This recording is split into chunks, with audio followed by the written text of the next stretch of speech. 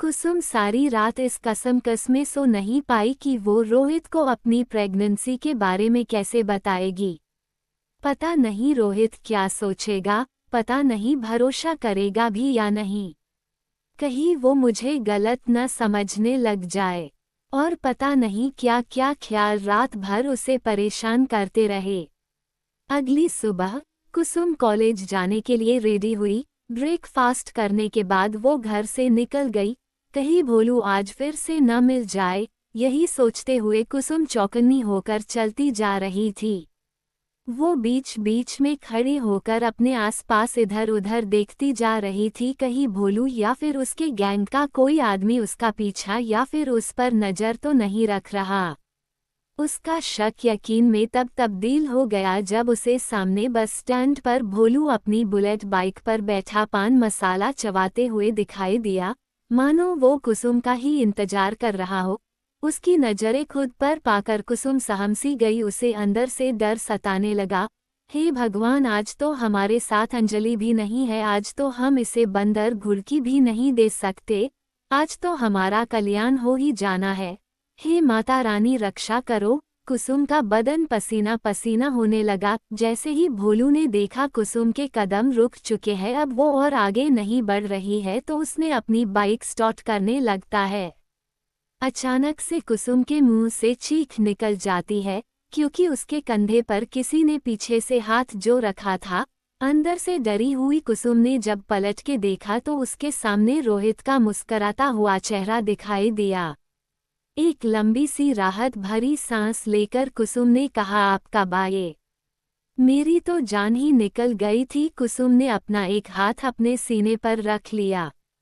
रोहित की मुस्कान बड़ी हो गई। सरप्राइज, कैसा लगा मेरा सरप्राइज? कुसुम ने इतरा कर कहा, सरप्राइज ऐसे कौन देता है? मैं देता हूँ। और कौन देता है? अच्छा चलो बैठो, ज्यादा देर करना ठीक नहीं है, अभी कोई मुझे यहाँ देख न ले। रोहित ने जल्दी से अपनी बाइक स्टार्ट की।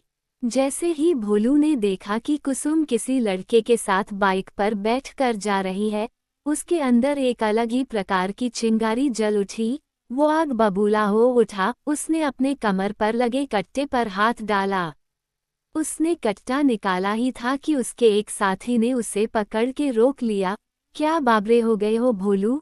एक लड़की के चक्कर में फिर से अंदर जाना चाहते हो क्या? याद करो, अभी तुम्हें पूरे 2 महीने भी नहीं हुए हैं, 6 महीने अंदर रह के आए हो।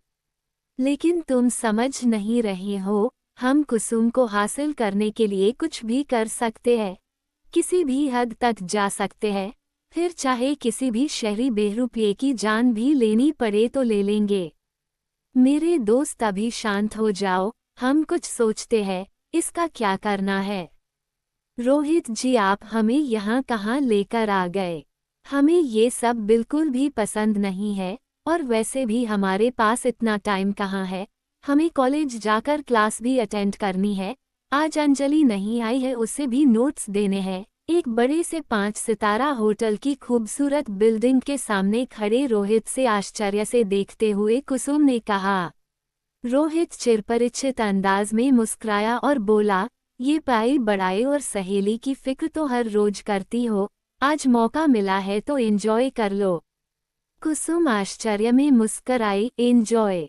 नहीं जी, एंजॉय करने के लिए पूरी लाइफ पड़ी हुई है, अभी वक्त है खुद को कुछ बनते हुए देखने का। वैसे भी लास्ट ईयर है पाई का, आगे का पता नहीं, आप हमें मौके देंगे या नहीं? रोहित ने बिना किसी झिझक के कुसुम के गाल पर अपना हाथ रखा और प्यार से सहलाते हुए कहा, कैसी बात कर रही यार, तुम जहाँ तक चाहो अपनी पढ़ाई जारी रख सकती हो, हमारे घर में एजुकेशन को बढ़ावा दिया जाता है। रोहित की बात सुन के कुसुम के चेहरे पर चमक और मुस्कान आ जाती है, लेकिन अगले ही पल उसके फेस पर मायूसी छा जाती है। क्या हुआ तुम्हें? उदास क्यों हो गई? तुम्हें तो खुश होना चाहिए, आज तुम अपने मंगेतर के साथ हो। रोहित ने कुसुम का हाथ पकड़ा और होटल के अंदर जाने लगा। संकोचित होते हुए कुसुम उसके साथ अंदर चली गई। सुनो न रोहित जी, प्लीज ये सब करने का क्या जरूरत है? हमें कॉलेज के पास मिलना था आपसे, और आप है कि हमें कहाँ ले आए। क्या कुसुम तुम भी थोड़ा खुद को भी टाइम दो, तुम किसी गैर के साथ नहीं हो, तुम मेरे साथ हो, मेरे साथ, तुम अपने होने वाले हस्बैंड के साथ हो। रोहित ने कुसुम को पकड़ के बुक की हुई टेबल पर बिठाया। कुसुम शर्माते हुए मुस्कुराए और अपने दोनों हाथों से अपनी आंखें छुपा कर बैठ गई। अच्छा अब शर्माना बंद करो और बताओ क्या खाओगी। रोहित ने कुसुम का हाथ अपने हाथ में पकड़ लिया। एक पुरुष का स्पर्श महसूस करते ही कुसुम के मुंह से हल्की सियाह सी निकल गई, उसके रोंगटे खड़े होने लगे। कुसुम हल्के से अपना हाथ छुड़ाया। कुसुम ने एक बार रोहित की ओर देखा और फिर टेबल पर रखे मेन्यू कार्ड पर नजर दौड़ाई। अरे क्यों आप इतना सारा खर्चा करने पर लगे हुए हो, देखो ना कितना महंगा खाना है इसमें। चलो ना बाहर हम किसी स्टॉल पर खा लेंगे, और तो और वो बहुत टेस्टी भी होता है। रोहित ने कुसुम का हाथ अपने हाथ में लिया। तुम महंगे सस्ते की टेंशन मत लो, मेरे लिए ये कुछ भी नहीं है, तुम अपनी पसंद का खाना ऑर्डर कर दो। आखिर तुम मेरी होने वाली बीवी हो, मैं तुम्हारे लिए इतना तो कर सकता हूँ। कुसुम थोड़ा सा मुस्कुराए और फिर मेन्यू कार्ड पर नजरें दौड़ने लगी। कुसुम की पसंद का खाना ऑर्डर किया गया। खाना खाने के बाद कुसुम ने चलने को कहा तो रोहित ने एक बार फिर से कुसुम को रोका और बैठने को कहा। अभी तो रुको, अभी तो आइसक्रीम का मजा लेना बाकी है।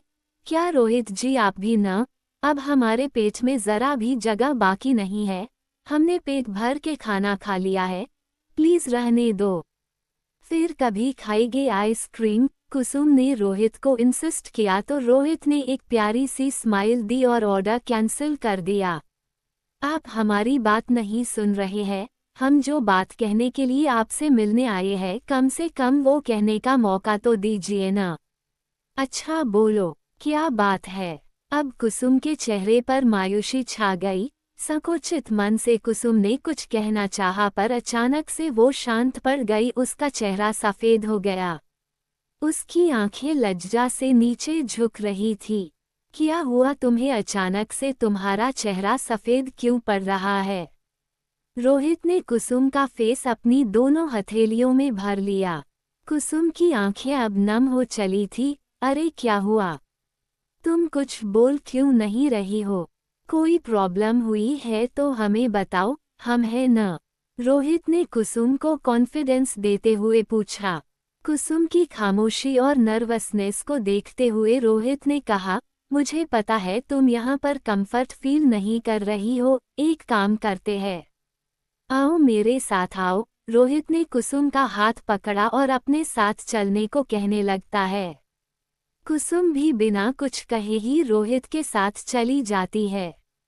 रोहित कुसुम को लिफ्ट से चौथे माले पर रूम नंबर 405, जो कि उस होटल का सबसे महंगा स्वीट था, रोहित ने अपने नाम पर बुक कराया हुआ था। रोहित कुसुम को रूम के अंदर लेकर पहुंच गया।